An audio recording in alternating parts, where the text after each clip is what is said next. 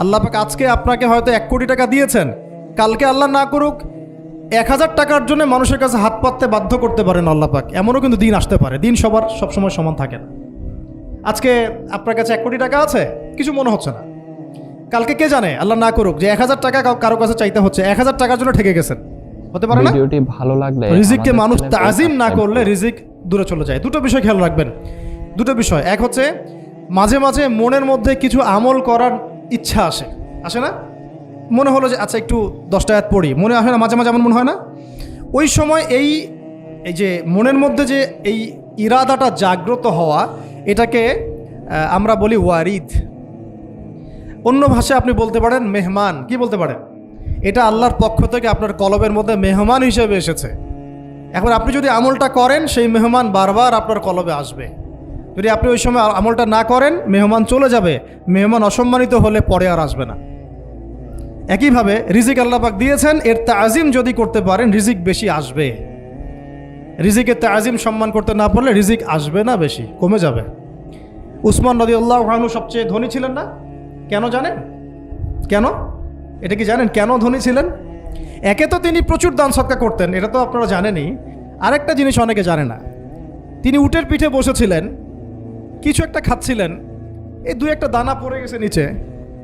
উটের পিঠ থেকে নেমেছেন, নেমে সেই দানা উঠিয়েছেন, পরিষ্কার করেছেন, ধুয়েছেন, আবার খেয়েছেন। তার এই 2-4টা দানার কোনো কিন্তু মানে পরোয়া না করলেও চলে, তার প্রচুর অর্থ সম্পদ আছে। এত অর্থ সম্পদ যে তাবুক যুদ্ধের দিন 30,000 সেনাবাহিনীর দায়িত্ব নিয়েছেন। 30,000 সেনাবাহিনীর দায়িত্ব নিয়েছেন। সেনাবাহিনী যাবে, থাকবে, খাবে, তাঁবু টাঙাবে, সব দায়িত্ব তার। 30,000 সেনাবাহিনীর দায়িত্ব নেওয়া কি চারটাখানি কথা? তো এই সাহাবী এই কয়েকটা খাবারের দানা উঠিয়ে খেলেন। নবী সাল্লাল্লাহু আলাইহি ওয়াসাল্লাম বলেছিলেন যে তোমাকে আল্লাহ পাক রিজিক বাড়িয়ে দিবেন না কেন? তুমি রিজিকের যে তাজিম, যে সম্মান তুমি করো, এর বদৌলতে আল্লাহ পাক তোমাকে বেহিসাব রিজিক দিবেন। দুইটা বিষয় খেয়াল রাখবো। আমলের মেহমান হৃদয়ের মধ্যে আসলে তাকে ফিরায় না দেওয়া, তাহলে সেই মেহমান কিন্তু আর আসবে না। মেহমানকে মূল্যায়ন করলে মেহমান বারবার আসবে ইনশাআল্লাহ। আর রিজিকের তাজিম না করলে রিজিক কিন্তু আপনার ঘরে বেশি বেশি আসবে না। এমনি তো হারামের যুগ, এমনি সুদের যুগ, এমনি ঘুষের যুগ। অলমোস্ট এভরি ফ্যামিলি সুদখোর এখন, অলমোস্ট এভরি ফ্যামিলি। মেয়েরা স্পেশালি যারা শাশুড়ি টাইপের, আপনারা মাইন্ড করেন না, তাদের সাইকোলজি যে এতই নিচে নেমে গেছে এখন যে আমার মেয়ে জাহান্নামে যায় যাক, হ্যাঁ আমার মেয়ে জাহান্নামে যায় যাক, সমস্যা নাই, দুনিয়াতে সে যেন ভালো থাকে। এটা কেন বললাম? একটা সুদখোরের ঘরে তুলে দিতে সে দ্বিধাবোধ করতেছে না, একটা দুর্নীতিবাজের ঘরে তুলে দিতে দ্বিধাবোধ করতেছে না, একটা ঘুষখোরের ঘরে তুলতে দ্বিধাবোধ করতেছে না, একটা মানে কি বলবো মাদকসেবী, ড্রাগ অ্যাডিক্টেড বা এই যে আর কি বলবো ফাসেক জালেম, এই ধরনের ঘরে উঠাই দিতেও সে দ্বিধাবোধ করছে না। 5তলা বাড়ি চাই আমার মেয়ে 5তলা বাড়ি থেকে সুখে থাকবে। এই যে সুখের ডেফিনেশন এখানে দিয়েছেন আপনারা। এই জন্য কত হাজার হাজার মেয়ের জীবন নষ্ট করে দিয়েছেন আপনারা। আমার কথা মাইন্ড করে না, হাজার হাজার মেয়ের জীবন মায়েরা নষ্ট করে দিয়েছে, শুধুমাত্র মেয়েদের দুনিয়াবি সুখ এর সংজ্ঞাটা বুঝতে ভুল করার কারণে। এর নাম যদি সুখী হইতো, তাহলে অমুসলিমরা সুখী না কেন? পশ্চিমারা সুখী না কেন? ওরা আত্মহত্যা করে কেন? এভাবে মেয়েদের জীবন নষ্ট করেছেন। অথচ অল্প যদি হালাল রিজিকও হতো, আল্লাহ পাক তাকে বরকত দিতেন, সুখে থাকতো। তা আল্লাহ পাক আপনাদেরকে রিজিকের মূল্য বোঝার, তাজিম করার তৌফিক দান করেন, আমিন। অনেক ভিতরে চলে যাচ্ছে আমি, সময় আমাদের হাতে আরও শর্ট হয়ে আসতেছে। তো এখানে একটা কথা বলে দিব যে রিজিকের প্রসঙ্গ যেহেতু আসছে, যে হালাল খেতে হবে আমাদেরকে, হারামের দ্বারস্থ হওয়া যাবে না। আপনার স্বামী যদি হারাম খায়, আপনি স্বামীকে বুঝান, তাকে ওই চাকরি ছেড়ে দিতে আপনি উৎসাহিত করেন। আমি আপনাদেরকে একটা অনেস্টির সাথে একটা কথা বলি, যত এই যে প্রশাসনে যত ঘুষখোর আছে, ঠিক আছে, যত দুর্নীতিবাজ আছে, যত মাদকসেবী আছে, মাদকের ব্যবসায়ী আছে, যত সুদখোর আছে, এরা সবাই কেন এই খারাপ কাজগুলো করে জানেন? তার স্ত্রীকে ভালো রাখার জন্যে, তার মাকে ভালো রাখার জন্যে, তার সন্তানদেরকে ভালো রাখার জন্য। তাহলে স্ত্রী হিসেবে, সন্তান হিসেবে, মেয়ে হিসেবে আপনি বলবেন যে আমাদের এইসব ভালোর দরকার নাই আব্বু, হে আমার প্রিয় স্বামী, আমার এসব ভালোর দরকার নাই। হে আমার ছেলে, আমার এসব ভালোর দরকার নাই, তুই হালাল পথে থাক, ওইখানে তুই আমাকে ডাল ভাত খাওয়া, আমি খুশি আছি। এইভাবে আপনারা তাদেরকে মোটিভেট করেন, দেখবেন সমাজে হারাম কমে গেছে ইনশাআল্লাহ। আর হারাম খাওয়া এই ছেলে মেয়েগুলোও কিন্তু মানুষ হবে না। হারাম খাওয়া যে ছেলে মেয়েগুলো রক্ত মাংস করে উঠছে, এরাও কিন্তু মানুষ হবে না। আল্লাহ পাক আমাদেরকে হালাল খাওয়ার তৌফিক দান করেন, এবং হালালের জন্য আপনাদের ভূমিকা অনেক বেশি। আমরা উত্তরবঙ্গ সহ দেশের বিভিন্ন জায়গায় সফর করে যেটা দেখেছি, যত সুদী এনজিও আছে না, এনজিওগুলোর মধ্যে মহিলাদের নামই বেশি, জানেন? মহিলাদের নাম বেশি সুদী এনজিওতে। তো এই দাওয়াতগুলো আমরা মা বোনদেরকে দিতে চাই যে কোন অবস্থাতে যেন হারাম রিজিকের দিকে আপনারা না ধাবিত হন, এবং রিজিকের তাজিম করেন, পরিবারের মধ্যে হৃদ্যতা ভালোবাসা বজায় রাখেন, একে অপরকে বিশ্বাস, সম্মান এবং শ্রদ্ধা করেন। ইনশাআল্লাহ তাআলা আপনাদের পরিবারও সুখী হবে, রিজিকও সুন্দর হবে এবং রিজিকে বরকত হবে ইনশাআল্লাহ। এরপরে আমি আর দু একটা পয়েন্ট নোট করেছি, বলে শেষ করে দিচ্ছি যে এটা স্পেশালি আমি আমাদের ওই সব দিনই বোনদেরকে বলতে চাচ্ছি যে বোনেরা এখনও বিয়ে শাদী করেন নাই। সেটা হচ্ছে যে বিয়ে করার আগেই দিনের বেসিক লেখাপড়া শেষ করেন। এত পাগল হওয়ার দরকার নেই। চরিত্র হেফাজত হচ্ছে না, রোজা রাখেন, ঠিক আছে? দিনই পড়াশোনা আগে শেষ না করে বিয়ে করতে যায় না। বহু আলেমা যারা মাদ্রাসা লাইনের ছাত্রী ছিল, দিনই পড়াশোনা শেষ না করে বিয়ে পিড়িতে বসার কারণে কেরিয়ার ধ্বংস হয়ে গেছে। বিয়ে পরে করেন, আগে পড়াশোনাটা, তুলনামূলক পড়াশোনাটাকে শেষ করে নেন। তুলনামূলক পড়াশোনা শেষ করতে 18 থেকে 20 বছর বেশি লাগে না। যদি আপনি শুরু থেকে শুরু করেন, একদম 18 থেকে 20 বছর হতে হতে আপনার পড়াশোনা মোটামুটি শেষ হয়ে যাবে। আর যে সাবজেক্টগুলো বললাম আমি, ওইগুলোই বেসিক পড়াশোনা। এখন এটা হয়তো সবার ভাগ্যে নসিব নাও হতে পারে, সেক্ষেত্রে বিকল্প অপশন আমরা যাব, কিন্তু আগে মূলনীতি হচ্ছে একটা লেভেল পর্যন্ত পড়াশোনা করার পরেই বিয়ে করেন। কারণ বিয়ের পরে আপনার যত রেসপন্সিবিলিটি আসবে, এটা তখন পড়াশোনা মেনটেন করা এতটাও সহজ না, প্রায় অসম্ভবের পর্যায়ে পড়ে যায়। আর দু একটা বাচ্চা কাচ্চা হয়ে গেলে তো তখন আর কোনো কথাই নাই। তাহলে আপনারা কি আমাদেরকে আয়েশা রাদিয়াল্লাহু আনহার মতো একটা প্রজন্ম দিতে পারবেন না? যদি এটা আপনাদের উদ্দেশ্য হয়, সেক্ষেত্রে কি পড়াশোনা শুরু থেকে করা উচিত না? এখন এই সুযোগটা আমাদের সব বোনদের সামনে হয়তো থাকে না, এই জন্য আমরা বললাম যে বিকল্প অপশনগুলোতে আপনারা দিন শেখার চেষ্টা করেন। আর এরপরে যখন বিয়ে করবেন, পড়াশোনা মোটামুটি শেষ হয়েছে, বিয়ে করবেন, এখন 18-20 বছর বয়স হয়ে গেছে, এখন আল্লাহর ওয়াস্তে দুনিয়াবি বিষয়কে সর্বোচ্চ অগ্রাধিকার দিয়েন না। আজীবন পস্তাবেন, এবং একবার পস্তানো শুরু করলে এই পস্তানো আজীবনও শেষ হবে। তখন মেইল করে মেসেজ করে লাভ হবে না, কারণ আপনি বিয়ের আগে দিনকে প্রাধান্য দেন নাই, বরং দুনিয়াকে প্রাধান্য দিয়েছিলেন। আপনি বিয়ের আগে দিনকে প্রাধান্য দেন নাই, বরং দুনিয়াকে প্রাধান্য দিয়েছেন। যখন আপনি সবসময় পরকালকে, আল্লাহকে, তার রাসূলকে প্রাধান্য দিবেন, দিনকে প্রাধান্য দিবেন, দুনিয়া আল্লাহই গুছিয়ে দিবেন। আর যখন আপনি দুনিয়াকে সর্বোচ্চ অগ্রাধিকার দিবেন, দিন আপনার কাছ থেকে দূরে সরে যান। দিনের একটা গায়রত আছে, একটা ব্যক্তিত্ব, দিনের একটা স্বতন্ত্র গায়রত আছে, সে সবার কাছে ধরা দেয় না। যেটাকে মূল্যায়ন করে তার কাছেই দিন আসে, যেটাকে মূল্যায়ন করে না তার কাছে দিন আসে না। দিনদার ছেলেকে প্রাধান্য না দিয়ে বিয়ে করতে যায় না, জীবনটা ধ্বংস হয়ে যাবে। হ্যাঁ, আমি বলছি না দিনদার ছেলে মাদ্রাসাতেই থাকে না, ইঞ্জিনিয়ার লাইনেও থাকতে পারে, ডক্টরও হতে পারে, ইঞ্জিনিয়ারও হতে পারে, কিন্তু এটা বাহ্যিকভাবে এটাকে জাস্টিফাই করাটাও ডিফিকাল্ট। কিছু ক্রাইটেরিয়া দেখে আপনি একটু আন্দাজ করতে পারেন, পুরোপুরি হয়তো কখনোই বুঝতে পারবেন না। সেটা হচ্ছে দিনের প্রতি তার ফিকির কেমন, দিন নিয়ে তার কাজ কেমন, তার লাইফস্টাইল কেমন, তার পরিবার কেমন, কোন পরিবেশে সে বড় হয়ে উঠেছে, তার একাডেমিক্যাল সার্টিফিকেট কেমন, তারপরে তার দাওয়াতের মেহনতে অ্যাক্টিভিটিস আছে কিনা, বা ব্যবসা হালাল কিনা, বা চাকরিটা হালাল কিনা, নামাজ ঠিক আছে কিনা, তার মধ্যে সুন্নাহ আছে কিনা। এগুলো কিছু বাহ্যিক সাইন যেগুলো দেখে আমরা একটা আইডিয়া নিতে পারি। তারপরে বলবো যে এখানে 100% আপনি এনশিওর হতে পারবেন না, ওইটা আল্লাহ পাকের হাতে। ওইটাও যদি এনশিওর করতে চান তাহলে কি করতে হবে? তাহলে নিজেকে দিনদার হতে হবে। আমি নিজে যদি ভালো দিনদার হই, তাহলে ইনশাআল্লাহ আল্লাহ পাক আমাকে দিনদার স্ত্রী দিবেন। নিজে দিনদার না, তাহলে কি রেডিমেড দিনদার ছেলে আসবে? কখনই আসবে না। দোয়া করতে হবে, রব্বানা হাব লানা মিন আজওয়াজিনা ওয়া যুররিয়াতিনা কুররাতা আ'য়ুন ওয়াজআলনা লিল মুত্তাকিনা ইমামা। দোয়া করতে হবে যে রব্বি হাবলি মিনাস সালিহিন, রব্বি হাবলি মিন লাদুনকা যুররিয়াতান তাইয়্যিবা ইন্নাকা সামিউদ দুআ। এই বিষয়গুলো দিকে খেয়াল রাখবেন। আর শরীয়তের মেজাজ মাথায় রাখা। শরীয়তের মেজাজের কথাটা আজকে এই জন্য বলছি যে আমরা আমাদের দেশে যে প্রবলেমটা দেখি, ইসলামের পূর্ণাঙ্গ বিষয়গুলো মানুষ মাথায় রাখতে চায় না। ইসলামে যেমন নামাজ, রোজা, হজ, যাকাত আছে, ইসলামে কিন্তু দাওয়াত, তাবলিগ, জিহাদও আছে, তাই না? ইসলামে কিন্তু শরিয়া আইনও আছে, হুদুদ, কিসাস আছে, ইত্যাদি আছে। আমাদের সমাজে দেখেন নামাজ শব্দ পরিচিত কিন্তু কিসাস শব্দ পরিচিত না। কিসাস মানে কয়জন জানেন যে কিসাস শব্দ অর্থ কি? অনেকেই জানে না। কিন্তু কিসাস একটা কোরআনের একটা ফান্ডামেন্টাল বিধান যে কেউ যদি আপনার চুরি করে হাত কেটে ফেলতে হয়, কেউ যদি ব্যভিচার করে বেত্রাঘাত করতে হয়, বিবাহিত হলে রজম করতে হয়, কেউ যদি মুরতাদ হয় তারও মৃত্যুদণ্ড শাস্তি আছে, কেউ শাতেমে রাসূলকে গালি দিয়েছে তারও মৃত্যুদণ্ড আছে। এরকম অনেক বিধান আছে, হুদুদ এবং কিসাস আছে। হত্যার বদলে হত্যা, চোখের বদলে চোখ, জানের বদলে জান। আমাদের সমাজে এগুলো পরিচিত না। নামাজ পরিচিত কিন্তু, তাসবিহ তাহলিল পরিচিত, ঠিক আছে? এরকমই সমাজেও বহু বিবাহ এটা অপরিচিত। হ্যাঁ, আপনি একটা বিয়ে করে বাইরে 4টা 5টা 6টা মেয়ের সাথে খারাপ সম্পর্ক করলে সমাজ এটাকে প্রমোট করে, এটাকে কাছে আসার গল্প নাম দেয় আর কি।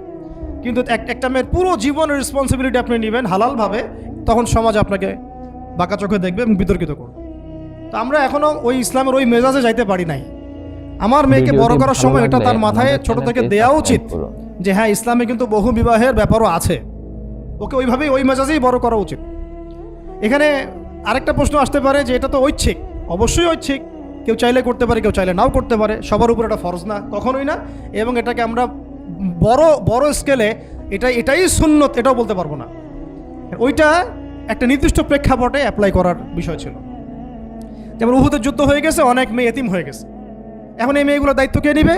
বহু বিবাহের ব্যাপারটাতে আসলো তখন সূরা নিসার আয়াত যে তোমরা এখন পছন্দ হলে মাসনা সুলাসা রুবা করতে পারো। এটা কাউকে ফরজ করা হয় নাই, কারো উপরে ফরজ করা হয় নাই। যার সামর্থ্য আছে তোমরা করতে পারো, খালাস। ওই মেয়েগুলোর দায়িত্ব নিয়ে নেওয়া হলো রাষ্ট্রীয়ভাবে, এবং তারা সম্ভ্রম পেল, সম্মান পেল, গার্ডিয়ানশিপ পেল, তাদের সমস্ত অধিকার ফিরে পেল। এটা ইসলামের একটা বিধান আছে। একেবারে এটাকে বাদ দিয়ে এটাকে অস্বীকার করা, কুফরি করলে কিন্তু কোরআনের সাথে আপনার কুফরি হয়ে যাবে। আপনার নিজস্ব রুচিবোধ থাকতে পারে যে আমি এটাকে পছন্দ করি না, সেটা আপনার ডিসিশন, এটা কোনো সমস্যার কিছু নেই। এমনকি ইসলাম আপনাদেরকে বলেছে যে মেয়ের অনুমতি ছাড়া তাকে বিয়েও দেওয়া যাবে না। সবার নিজস্ব জায়গা থাকতে পারে, কিন্তু ইসলামের প্রত্যেকটা বিধানকে মাথায় রাখা যেটা ইসলামের একটা অংশ। না হলে আমরা অনেক সামাজিক সমস্যার সমাধান দিতে পারবো না। বাংলাদেশে এখন 6 লক্ষ মেয়ে আছে যারা এতিম, অবিবাহিতা, বিধবা, আরও বেশি। আমরা রাষ্ট্রীয়ভাবে তাদের কোনো ব্যবস্থা করতে পারবো না, সম্ভব না। তো এইখানে মেয়েদেরকে, যেহেতু মেয়েদের মধ্যে আমি কথাগুলো বলছি, এই জন্য আমি এই কথাটা টাচ করলাম যে ইসলামের পূর্ণাঙ্গ বিষয়গুলো আমাদের মাথার মধ্যে রাখা, যে আমাদের যেন এমন কোনো বিষয়কে অস্বীকার করে না বসি যেটা আবার আমাকে ইমান থেকে বের করে দিবে। আমার নিজের আমল না হতে পারে, আমি নিজে সেটা পছন্দ না করতে পারি, বা আমার মতামত থাকতে পারে, সেটা আলাদা ইস্যুস। কিন্তু ইসলামের বিধানগুলোকে আমরা কোনোভাবে যেন ডিনাই করতে না যাই, এটা আমাদের মাথায় রাখতে হবে। আর এটা সমাজের কল্যাণের জন্যই আল্লাহ রাব্বুল আলামিনের পক্ষ থেকে একটা এখতিয়ার দেওয়া হয়েছে। আর 2টা বিষয় বলে শেষ করে দিচ্ছি, সেটা হচ্ছে ওই যে ইলমের কথা বলেছিলাম শুরুতে, এর সাথে আমি আমার ব্যক্তিগত জীবন থেকে বলছি। আর 3টা জিনিস ইলমের সাথে খুব বেশি কানেক্টেড, এটা মাথায় রাখবেন। একটা হচ্ছে আদব। একটা কি? আদব। আদব রক্ষা করতে না পারলে ইলম অর্জন করতে পারবেন না। তাই আদব রক্ষা করার জন্য আমাদেরকে ওই জেনারেল লাইনে পড়াশোনার মেজাজটা ত্যাগ করে আসতে হবে। আমরা ওইখানে যে মেজাজে পড়াশোনা করি, ওই মেজাজটা আমাদেরকে একটু কর্পোরেট হতে শেখায়। মানে আমি বেতন দিয়েছি 500 টাকা, আমি 500 টাকার ক্লাস পাইলাম না কেন, তাই না? মেজাজটা এরকম আর কি। অথচ এখানে ওস্তাদের দোয়া নেওয়ার জন্য আমাদেরকে সিরিয়ালে দাঁড়িয়ে থাকতে হবে। এটা হচ্ছে এই প্ল্যাটফর্ম, এটা হচ্ছে ওই অন্য জায়গা। এখানে একজন নবী হয়েও মুসা আলাইহিস সালাম যুগের পর যুগ হাঁটছেন এমন একজন ব্যক্তির সাক্ষাতের জন্য যিনি তার চেয়ে বেশি জ্ঞানী। তার নাম খিদর আলাইহিস সালাম, যিনি তাকে সাথে নিতে চাচ্ছেন না। তিনি বলছেন যে ইন্নাকা লান তাসতাতিআ মাইয়া সাবরা, তুমি তো আমার সাথে ধৈর্য ধরতে পারবে না। কিন্তু মুসা আলাইহিস সালাম তারপরও চললেন, বারবার প্রশ্ন করলেন, কিন্তু শেষ পর্যন্ত সম্পর্ক কিন্তু নচ্ছেদ হয়ে গেল। মনে আছে কি? হাদিস সূরা কাহফের কথা বলছে। তো এটা হচ্ছে এই ইলমের জায়গাটা এমন একটা ইলমের জায়গা যেখানে আদব রক্ষা না করলে ইলম পাওয়া যাবে না। আরেকটা বিষয় হচ্ছে তাসকিয়া, ইলম অর্জন করে ওস্তাদের কাছ থেকে দোয়া নেওয়া এবং আত্মশুদ্ধি অর্জন করা। মনের মধ্যে কোনো হিংসা না রাখা। আমাদের সবার এখন মনের মধ্যে যে হিংসা দিয়ে ভর্তি, হিংসাগুলোকে ছেড়ে দেন, মন বড় করে ফেলেন, আল্লাহর জন্য ছেড়ে দেন, হিংসা ত্যাগ করেন, গীবত করা বন্ধ করে দেন, অপবাদ দেয়া তো একেবারেই নিষেধ। পরশ্রী কাতরতা ছেড়ে দেন, মনটাকে একদম খালেস করে রাখেন। একদম সাহাবী সম্পর্কে নবীজি বলছেন, এই যে এখন যে সাহাবী ঢুকবে মসজিদে ও জান্নাতি, সবাই আগ্রহ নিয়ে বসে আছে, কে এসে ঢুকলেন জান্নাতি। পরের দিনও সেম কথা, এখন যে ঢুকবে সে জান্নাতি। সেম সাহাবী ঢুকলেন, পরের দিনও সেম কথা, এখন যে ঢুকবে সে জান্নাতি। সেম সাহাবী ঢুকলেন। এবার একজন সাহাবী কৌশল করে তার বাসায় গেলেন, দেখি তো কি আমল করে সে। তো দেখলেন তো রাত্রেবেলা তাহাজ্জুদে উঠতেছে না, এশার নামাজ পড়ে ঘুমায় গেছে, ফজরের নামাজে উঠলো। 3 দিন থাকলেন, 3 দিন সেম সেম। তখন তিনি বললেন, আচ্ছা ভাই, তোমার ব্যাপারে নবীজি এরকম মন্তব্য করেছেন, তোমাকে তো এমন কোনো খাস আমল করতে দেখলাম না। তো তিনি বলছেন, আচ্ছা একটা বিষয় হতে পারে, আমি অত বেশি আমল হয়তো করি না, কিন্তু আমি যখন ঘুমাতে যাই আমি সবাইকে মাফ করে দিয়ে ঘুমাই। মন ফ্রেশ, মনটা থেকে সব বের করে দেওয়া, এটা তাসকিয়া, এটা ইলমের সাথে সম্পৃক্ত। আল্লাহ পাক আমাদের সবাইকে এই বিষয়গুলো বোঝার তৌফিক দান করেন। আর এরপরে আমি বলবো যে সন্তান প্রতিপালনে যত্নশীল হন, কারণ এরপরে তো আমাদের অ্যাসেট তারাই। এবং মেয়েদেরকে আমি বলবো যে আপনারা বেশি বেশি সন্তান নেবেন। কে শিখাইছে একটা বাচ্চা নিতে হবে, 2টা বাচ্চা নিতে হবে? এগুলো বোগাস কথাবার্তা পশ্চিমারা শিখাইছে। আর নবী সাল্লাল্লাহু আলাইহি ওয়াসাল্লাম কি বলেছেন? আমি সেই নারীদেরকে নিয়ে গর্ব করব যেই নারীরা বেশি বেশি সন্তান জন্ম দিতে পারে। আমি আমার উম্মতের সংখ্যা নিয়ে গর্ব করব। হ্যাঁ, সবার ফিজিক্যাল কন্ডিশন এক না হতে পারে, কিন্তু এই মানসিকতাটা ত্যাগ করতে হবে যে আমার একটাই, 2টি সন্তানের বেশি নয়, একটি হলে আরও ভালো হয়। এইসব পশ্চিমা তন্ত্রমন্ত্র বন্ধ করতে হবে। ঠিক আছে, এরপরে বলবো যে মিডিয়া দিয়ে, আচ্ছা, এই সন্তান প্রতিপালনের ক্ষেত্রে একটা কথা বলে দেই যে প্যারেন্টিংয়ের অনেক বই বাজারে বের হয়েছে, প্যারেন্টিং টিপস আছে। এই প্যারেন্টিংটা নিয়ে আলাদা ইনশাল্লাহ একদিন সেশন করবো, এখানে অনেক কথা বলার আছে। সন্তান প্রতিপালন একটা শিল্প, সন্তান প্রতিপালনটা একটা শিল্প, খুব ধৈর্যের কাজ, সবরের কাজ, লেগে থাকার কাজ। সন্তানকে সময় দেওয়া, ওর খাবারের দিকে খেয়াল রাখা, ওর মানসিকতার দিকে খেয়াল রাখা, ওর ফিজিক্যাল অ্যাক্টিভিটিস দিকে খেয়াল রাখা, ওর মানে আত্মা দূষিত হয়ে যাচ্ছে কিনা এটা খেয়াল রাখা, ওর ভালো একাডেমিক পরিবেশ নিশ্চিত করা, ভালো ওস্তাদ দেওয়া, ওর সাথে মেশা, ওকে আদর করা, অনেক কিছু আছে। এটা নিয়ে ইনশাল্লাহ আমরা একদিন আরেকটা সেশন করবো ইনশাল্লাহ। তো সন্তান প্রতিপালনের সাথে আমি বলবো যে প্রচলিত যে মিডিয়াগুলো, এই জি বাংলা, স্টার জলসা, এই যে পিছনে লেখা আছে যে অপসংস্কৃতি, এক কথায় বিজাতীয় অপসংস্কৃতি, এই মিডিয়াগুলো বাসা থেকে বন্ধ করে দেন। বা একেবারে টেলিভিশনের দরকার নেই বাসা। অনলাইনে আমরাও কিছু কিছু ক্ষেত্রে আসলে আমরাও অনলাইনের মধ্যে ডুবে গেছি। আমি নিজেও ফিকির করছি, চেষ্টা করছি এখান থেকে বের হওয়ার জন্য। আপনারাও বের হন, মানে প্র্যাকটিক্যাল জীবনে আসেন। এটা একটা ভার্চুয়াল জগৎ, এখান থেকে আমরা যা দেখি এটা আমাদের মাথার মধ্যে প্রভাব বিস্তার করে। বহু সামাজিক ঘটনা এবং পারিবারিক অঘটন এই ফেসবুক, ইউটিউব থেকে হচ্ছে। এই কন্টেন্টগুলো দেখা আমাদেরকে বন্ধ করতে, বাস্তবতার সাথে এগুলো কোনো সম্পর্ক নেই। আমাদের কিতাব পড়ার অভ্যাস বেশি করে বাড়াতে হবে, ওস্তাদদের সহবতে যাওয়া, আমল করা, কান্নাকাটি করা, দোয়া করা, ইস্তেগফার করা, আল্লাহর সাথে কানেকশন। আল্লাহ পাক আমাদেরকে মিডিয়ার এই রং ঢং বলি আমি, মিডিয়ার এই রং ঢংগুলো ত্যাগ করতে হবে। মিডিয়া একটা কিছু দেখলে আমাকে কেন কিনতে হবে? কেন আমি একটা মিডিয়াতে দেখলাম যে এরকম একটা নতুন অর্নামেন্টস আসছে, আমাকেই কেন কিনতে হবে? কেন আমি ওইটার জন্য আবার বাসায় চাপ দিব? কেন ওইটা আমি আমার পরিবারে ফাসাদ সৃষ্টি করার কারণ হবে?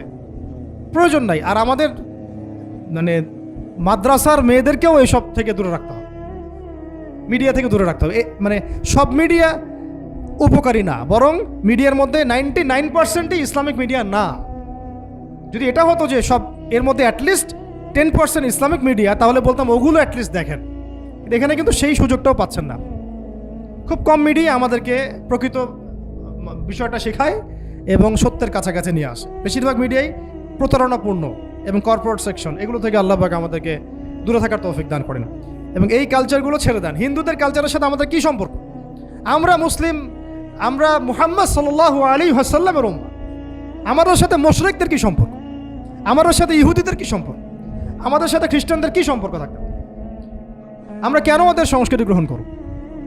কিসের জন্মদিন, কিসের মৃত্যু দিবস, হ্যাঁ, কিসের এসব গায়ে হলুদ, কিসের এসব বৌভাত, এগুলো কি? এগুলোর সাথে আমাদের কী সম্পর্ক?